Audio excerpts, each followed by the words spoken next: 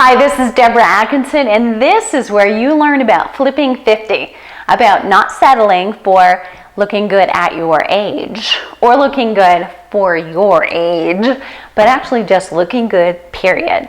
Having all the energy you want, looking good, feeling great, and having dreams about what you're going to do with your next 50. So if you want to make your first 2 hours of the day help you become a fat burning after 50 babe, here's what you're going to do. Start number one with a tall glass of water. So immediately, whether it's at your nightstand, it's on the bathroom counter or the kitchen, you want to have a tall glass of water. And if it's infused with lemon, fresh lemon, even better.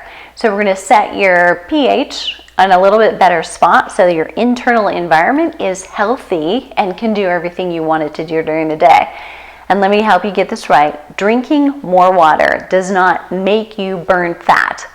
Drinking ice cold water can rev up your metabolism a little bit more, but I gotta tell you, I am a room temperature water girl. I'm always the one who orders, could I have water with no ice but lemon at dinner? And everybody who follows me has to clarify that yes, I want ice. I'm normal. But that's just me, and it hasn't hurt me any. So if you're going to drink more water, if it's at room temperature versus ice cold, do that. The key is don't be dehydrated, and that's what helps you burn more fat.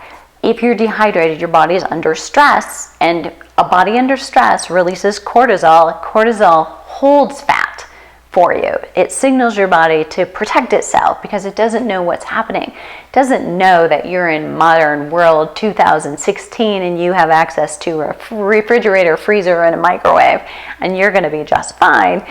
It's trying to protect you. So keep your body stress-free in every possible way and you will help yourself burn more fat. So that said, water's number one. Number two is make sure when you get up in the morning, you leave yourself some space for me time. One of my friends and well-respected colleagues, JJ Virgin, uses this as intention time. So every morning she pulls out a notebook. So in her journal, it's her intention for the day. So she's goal setting, deciding what she wants to get done. Sometimes you do that, or you could do a gratitude journal. That's one of the ways that I like to wake up in the morning and I'll write down 10 things every morning that I am grateful for in my life. And I try to do 10 absolutely new ones in my life. So of course we all go down the regulars of, my loved ones, my family, my pets, love the life, love the view from my house. But day to day, they get smaller because you've got to pick out things and it's making you slow down and be thankful for the things in your life that you have. And one of the secrets of attracting things to you is appreciation for the things that you already have. So whether it's your intention, your gratitude list, or it's something else, make some me time so that you are not feet hitting the floor, run to the shower, pick up the clothes, grab the kids, grab the breakfast, and out into the carpool world with too much rushing around. That really doesn't set you up for a great day of low stress, relaxation, and fat burning. So water, me time, and move time. So you're going to have to get up a little bit earlier. You can tell already, right? But the move time could be as little as 10 minutes. If you're not an early morning exerciser, that's not when you're going to fit it in, then make sure that you do something. If you've got a pet, walk your pet around the block. That's plenty. Or do a little meditation. So that's move time without movement. Or make it yoga. Make it stretching. Make it relaxing back exercises to take care of your lower back. Whatever it is, dedicate yourself to a little movement to get some circulation going. Some breathing, deeper breathing. So most of us during the day, when we get caught up in our busyness, we breathe into the top 1/3 of the lobes of our lungs. And it is the bottom 2/3 that actually get air and oxygen all the way to our extremities and help us drop our shoulders down away from our ears when we have tension. So take a little time to do that. 10 minutes of that. 10 minutes of that and your me time can be the same or separate if you're looking for ways to hack what I just told you. High protein breakfast is the next one. So here's the definition of high protein. If you don't have breakfast at all, having breakfast will probably be high protein for you. But really, here's where we'd like you to shoot. Research from 2008 has been saying between 25 and 30 grams of protein 3 times a day point to all of us, no matter how old we are, from 20 to 90, man, woman, athlete, non-athlete, help us retain our lean muscle mass better. That just means not losing what we have. And we start doing that at about age 25. Doesn't mean we'll lose it, but it means we have to fight harder to keep it.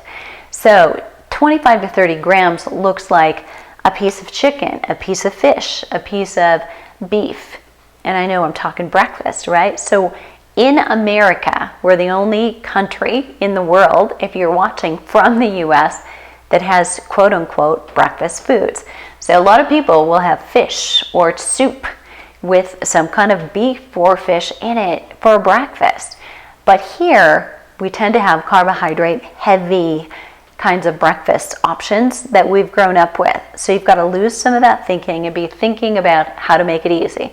And one of my favorite ways to make it easy is a smoothie. So I am a converted smoothie girl. Used to be an oatmeal girl. And then I got to be an oatmeal girl, steel cut, non-gluten, with my protein stirred into it. So it was still a high protein breakfast, but what I realized is my body doesn't like oatmeal as much as my mind likes oatmeal. And I started to feel much better and lighter and be more productive and think more clearly when I changed my breakfast habit to a smoothie. So I do a high protein smoothie with my smoothie shakes and put berries in it, put some vegetables in it. So I've knocked out fruits and vegetable servings, gotten some high fiber, so I'll put some flaxseed in it or count on the berries for those, or chia seeds to get the fiber in, and added fat through nut butter, coconut oil, or I'll pop an avocado into a smoothie. You'll never know it's there, but it will start to taste like it came from a diner malt instead of just from your blender. So high protein breakfast, 25 to 30 grams, but here's what we're hearing. So rumors about it up to 35 grams of protein from a study done just September of 2015 showed that after 12 weeks of 35 grams of high protein, high quality breakfast, the subjects who did that compared to those who had lower protein breakfast or no breakfast staved off fat. They didn't gain any fat during the study, and they voluntarily, just without trying, gave up 400 calories a day because they were more satisfied. Protein keeps you full for longer. So they just simply didn't want it. They weren't asked to change their diet. Now, even better, studies that are done on diets that are intended to help people specifically with thyroid issues, Hashimoto's, or other autoimmune disorders are featuring high protein of up to 50 grams. We're talking 35 to 50 grams of protein. Now that's hard to do. So you may need that smoothie in addition to something else, and you're going to probably realize really quickly, like I am, that would make me really full. So you've got to start somewhere. There's one trick I did today. So as a smoothie girl, I took my smoothie. My regular serving of smoothie has about 20 grams of protein in it, plus whatever else I add to that. So I might be up to about 25 grams. And then I added to that Vital Protein collagen. So powdered collagen. Added that to my smoothie for about 17 more grams.